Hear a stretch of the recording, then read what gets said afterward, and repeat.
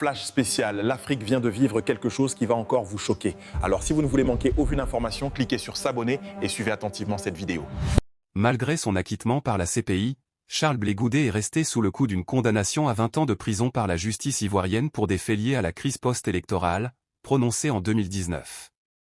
Pendant un certain temps, son retour en Côte d'Ivoire a été compromis par l'absence de délivrance d'un passeport par les autorités ivoiriennes. Finalement, Charles Blé Goudé a effectué son retour en Côte d'Ivoire le 26 novembre 2022, après plus de 10 ans d'absence, revenant ainsi sur l'échiquier politique ivoirien. Son retour a été perçu par les observateurs comme un enjeu politique majeur. Il est le président du Congrès panafricain pour la justice et l'égalité des peuples, COJEP, un parti politique qu'il a fondé en 2019, une version politique du mouvement jeunesse antérieur. Plusieurs voix restées sous silence, il décide enfin de tout dévoiler tout en citant des noms. Et également demande pardon à Laurent Gbagbo. Abonne-toi. Ce matin, on s'est réveillé avec un communiqué du COJEP annonçant le retrait de votre parti, adressé justement à la conférence des présidents de la coalition que vous avez mise en place ensemble avec d'autres partis politiques ivoiriens, appelée Cap Côte d'Ivoire. Pourquoi cette décision de vous retirer?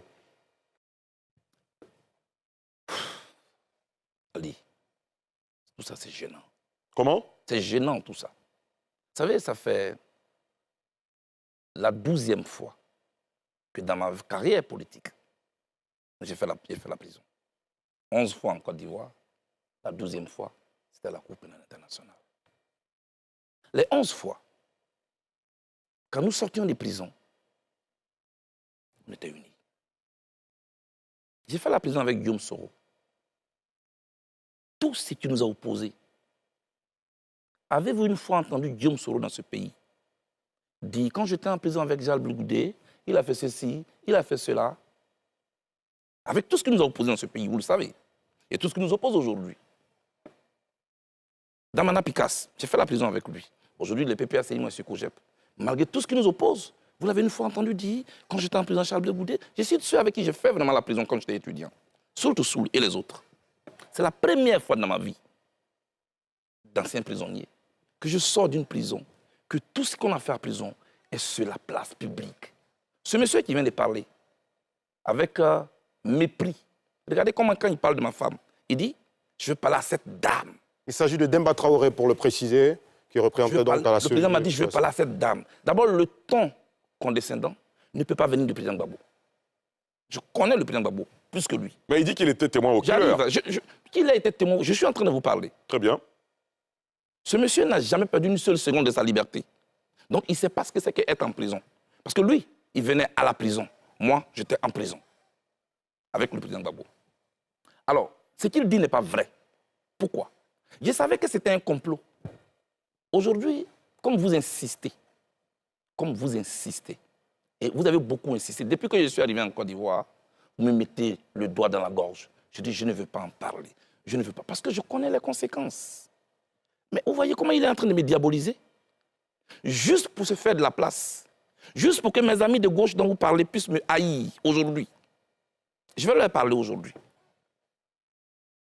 En prison, le président Gbagbo ne m'a jamais parlé par intermédiaire. Depuis que je connais, que je fonctionne avec lui, dans notre fonctionnement, il ne me parle jamais par intermédiaire. La seule fois qu'il m'a demandé de faire une commission, c'était dans sa cellule. Moi, j'ai vu mon mentor, mon chef, tout malheureux. Il m'a fait une seule commission que j'ai menée à bien. Je vais vous citer des noms aujourd'hui. On en finit ça avec. Parce que mon silence risque de se retourner finalement contre moi. Président, qu'est-ce qui ne va pas? Il me dit, il y a un problème. Président, il y a quel problème? Ça, c'est la commission qui m'a faite. Il me dit, la maison qui sert de siège au Front populaire ivoirien appartient à Nadi Bamba.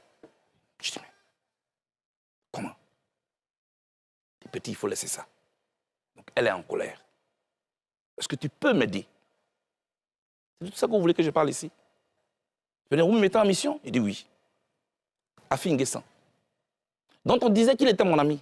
Si j'étais en parlant avec lui, comment j'aurais fait cette mission? Donc, le lendemain à 7 h, quand on ouvre les cellules, il est 6 h à Abidjan.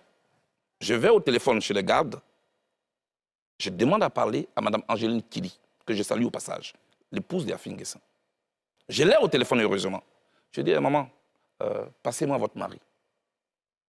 Hésitante qu'elle était, je la taquine. Maman, où vous faites chambre à part? Elle dit non, elle me le passe. Je dis, président Afi, je cite des noms, il est en vie. Le président Gbagbo souffre d'un problème. Votre siège est la maison de Nadi Bamba. Est-ce que vous pouvez rétrocéder cette maison? Il dit, mais ce n'est pas possible. Nous, c'est nos DG qui ont cotisé pour payer cette maison. Comment elle appartient à Nadi Bamba? Je dis, laisse tout ça, président. Fais-le au nom du président Gbagbo. Je t'en prie. Pour sa santé en prison, fais-le pour lui. Il dit, OK. Comme elle m'a traduit en justice, Là, c'est le président Afi qui parle. Le président Afi qui parle. Demandez au président de lui demander de me donner quelqu'un de confiance pour que le problème soit réglé devant un huissier. Moi, j'étais content parce que je vais de réussir un exploit pour mon patron. Je vais donc dans la cellule du président Gbagbo. Il dit, président, le problème est résolu. Demandez à Nadi Bamba de nous donner un nom. Je vais donner à Afi, il m'attend au téléphone. Merci de t'abonner si tu n'as pas encore fait. À la CPI, le président a oublié de se lever pour aller au téléphone chez les gardes. Donc ceux qui racontaient que, oui, il y a des appareils enregistrés, tout ça c'est faux. Tout est suivi à la CPI. Il est parti, il a demandé le numéro, il est venu, il m'a donné un nom. Comment il s'appelle? Ousmane Si Savané, avec son numéro. Voilà le nom que Nadi Bamba a donné. Tout content, je vais au téléphone, je dis à Finguessan, voici le numéro. Le samedi, nous descendons donc dans la salle de visite. Nadi Bamba est contente. Merci Blé. La maison m'a été rétrocédée. Si je vends cette maison, je te donnerai ta part. Je dis non, attention, moi je ne suis pas un agent immobilier. Peut-être que c'est là ma faute. Mais j'ai plutôt une commission à vous faire. Évitez d'aller prendre les problèmes dehors pour les emmener en prison. Ça fait souffrir le président. Vous ne savez pas ce que c'est que la prison. Ali, je dis aujourd'hui aux membres du PPACI, ce qui leur sert de siège aujourd'hui, c'est la seule commission que le président Gbagbo m'a faite. À partir de là, est-ce que je deviens l'ennemi? Tout le narratif qui a été construit autour du président Gbagbo, c'était pour nous éloigner. Avec le même conglomérat qui aujourd'hui désobéit à l'ordre du président Gbagbo et qui est en train de partir. Quand vous dites le conglomérat, vous faites allusion à qui? Mais il y a Stéphane Kipré, qui est parrainé par Nadi Bamba, avec tout le groupe des anciens UNG. C'est eux qui aujourd'hui sont venus nous diviser à la gauche. Regardez, Lida Kwasi est en prison. Damana Picasso est en prison. Kone Boubaka est en prison. Tous les camarades de gauche sont en prison. Le conglomérat de l'UNG est dehors. La gauche ivoirienne est victime d'un complot d'infiltration. Des gens qui ont mis en place un plan d'expropriation et un plan d'appropriation. Voilà ce dans quoi nous sommes. En ce qui me concerne, le président Gbagbo n'a pas refusé de me recevoir. Ali, je n'ai jamais voulu parler. Nadi Bamba m'a envoyé mon ancien directeur de cabinet quand on était en semi-liberté. Je cite des noms ce soir. Vous étiez encore à La Haye ou C'est à La Haye. Ali Derasouba, et m'a envoyé Diaby Youssouf, qui vient me trouver à 3 h du matin dans mon hôtel à La Haye. Il dit qu'il a été envoyé par Nadi Bamba, qui lui dit de me faire une commission que voici. Et les Ivoiriens doivent ce soir. Dis à Blé Goudé que tant que je suis en vie, il ne verra plus jamais Laurent Gbagbo de ses yeux. S'il l'a vu, c'est à la télévision. S'il l'a entendu, c'est à la radio. Mais mieux, mais j'ai dit pire, dis-lui que tôt ou tard, j'aurai sa peau. C'est la commission que Diaby Youssouf, votre directeur de cabinet, vous fait. Oui, et je lui dis, mais Diaby, tu as écouté aux portes ou bien on t'a vraiment envoyé? Parce que ce que tu dis est grave. Il m'a dit, c'est elle qui a même payé mon transport. Ali, c'est le programme de cette dame qui est en train de se dérouler sur moi. Au point que mes amis et moi, on ne peut pas se parler aujourd'hui. Voilà ce qui se passe. Pour le reste, je vous le dis. Moi, et c'est la même chose. En 2009, je peux aller plus loin. Votre aîné, Issa Sangaré Yereso, il est en vie, je le cite. Il avait une émission qu'il animait qu'on appelle En toute franchise. Sur les antennes de la RTI, effectivement. RTI 1. Je demande que Guillaume Soro désarme. Parce qu'il a été nommé Premier ministre, pour qu'en retour, il désarme. Vous savez ce qui s'est passé? 3 jours après cette interview, je suis convoqué par Nadi Bamba, chez elle à la maison. J'y arrive, je trouve Guillaume Soro. Je trouve Konaté Sidiki. Je cite des noms. Je trouve Meïté Sendou. Je suis sur un banc d'accusés. Quelques minutes après, le chef de l'État de Côte d'Ivoire arrive.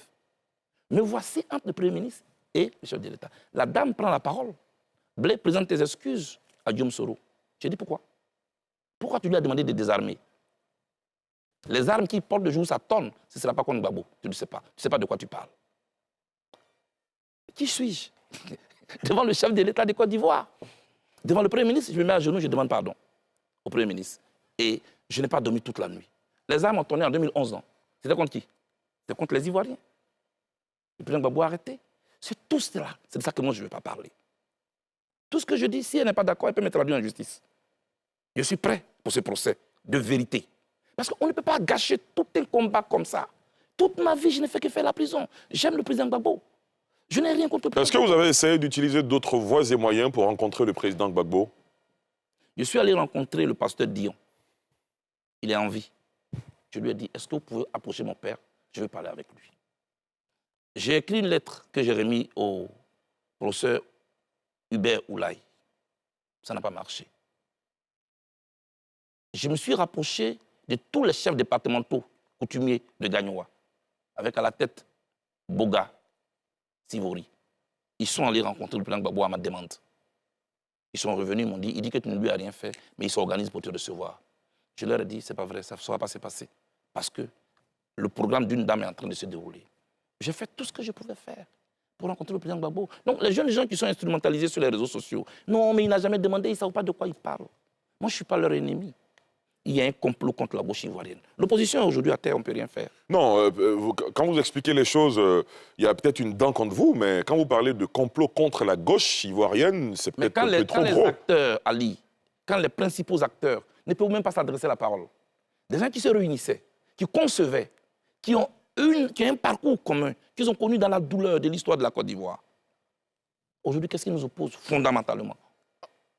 Parce que l'autre a peur de m'approcher. Parce que s'il m'approche, il ne peut plus avoir accès au président Gbagbo. Il y a un corridor qui a été installé, avec un guichet unique. Si tu ne passes pas par là, tu ne peux pas. Demandez-le à eux tous. On se parle souvent en cachette. Voilà l'atmosphère qui a été créée. En conclusion, je lance encore cet appel. Moi, je demande pardon au président Gbagbo si je l'ai choqué. Je ne sais pas ce que j'ai fait. Mais je pense que je peux encore lui apporter beaucoup. Mettons-nous au-dessus de tout cela. Il demeure mon père.